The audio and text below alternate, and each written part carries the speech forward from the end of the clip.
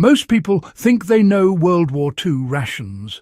They picture hard biscuits, canned meat, maybe a chocolate bar thrown in for morale. But high in the Alps, the Apennines, the Caucasus and the Rockies, where troops trained for alpine war, standard rations quietly failed.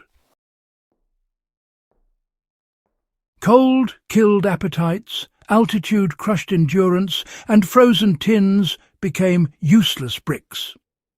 In response, mountain units were issued a very specific ration tin, compact, calorie-dense, and engineered for conditions most soldiers never experienced.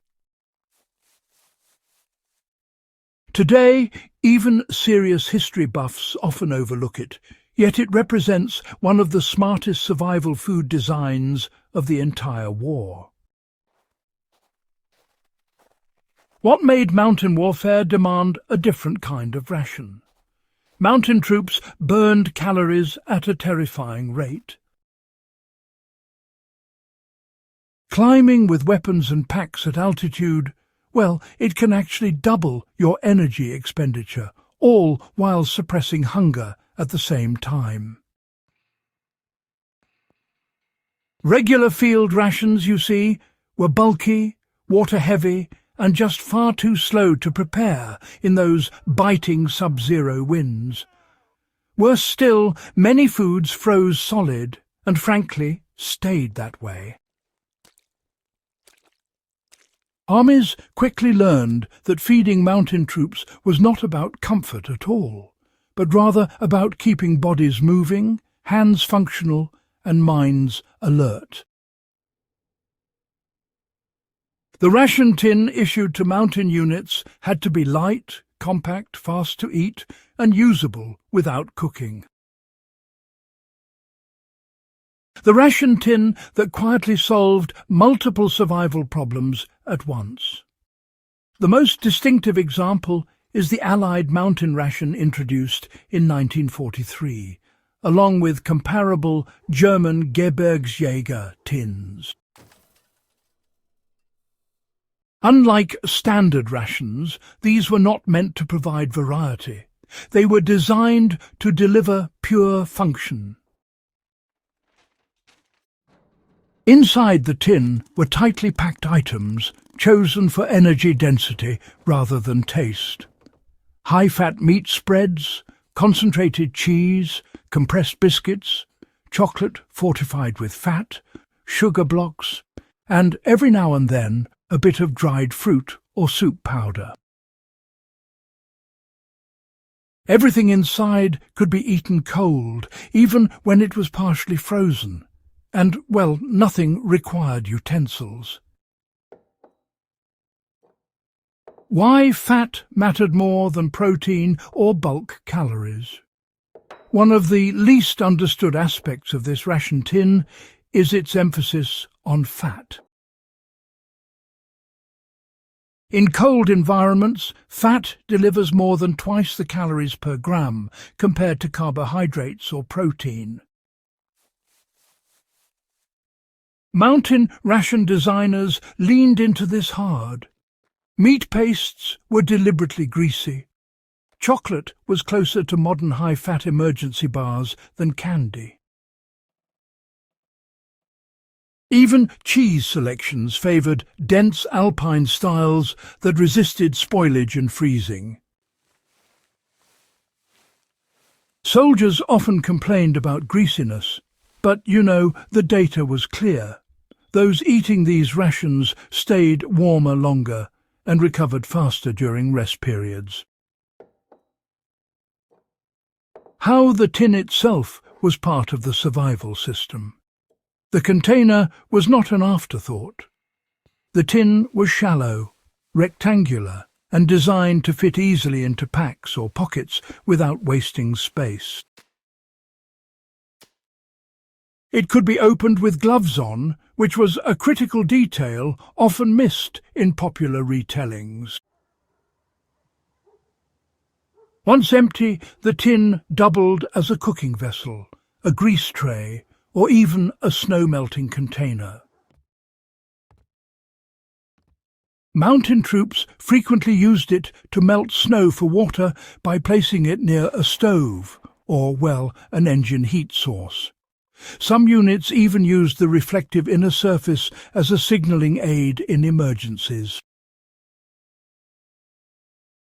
What soldiers actually did with the contents in the field was rather practical. Mountain troops rarely ate the ration all at once. They learned quickly that steady intake mattered more than, having full meals. So, a practical method was to consume small portions every hour during movement. A bite of meat paste, a piece of biscuit, maybe a chunk of chocolate, and then back to climbing. This, you see, prevented energy crashes and reduced the risk of sweating heavily, which could lead to dangerous chilling later. Experienced soldiers also warmed chocolate or fat blocks inside their jackets before eating, to prevent dental damage and improve digestion.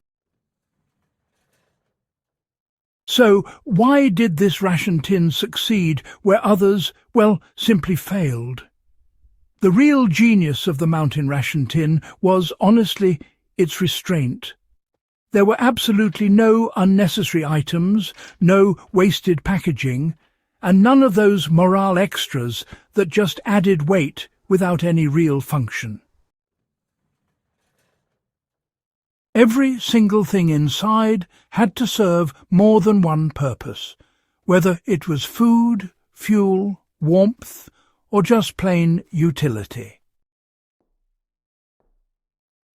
In tests carried out by United States mountain training units in Colorado, soldiers who carried mountain rations actually maintained higher output over several days, compared to those using the standard field rations, even when those were supplemented with extra food.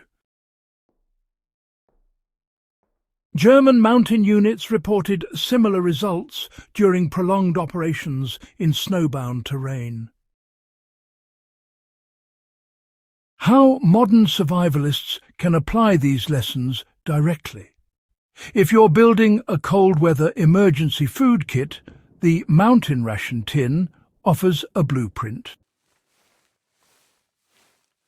Focus on fat-forward foods that can be eaten cold. Choose items that won't shatter your teeth when frozen and that don't rely on boiling water. When packaging food, it's wise to use containers that can serve a second purpose, like for cooking or even melting snow for water. And, most importantly, you should really plan for continuous intake rather than sticking to scheduled meals. In cold environments, eating just a little and doing so often helps keep your internal furnace running much more efficiently. Why this forgotten ration still matters today. The World War II mountain ration tin wasn't glamorous, and, it wasn't widely issued, which is probably why it slips through the cracks of popular history. But it represents a moment when armies truly understood human limits in extreme environments and designed food accordingly. Its influence can actually be seen today in modern military cold-weather rations and, civilian expedition food systems as well.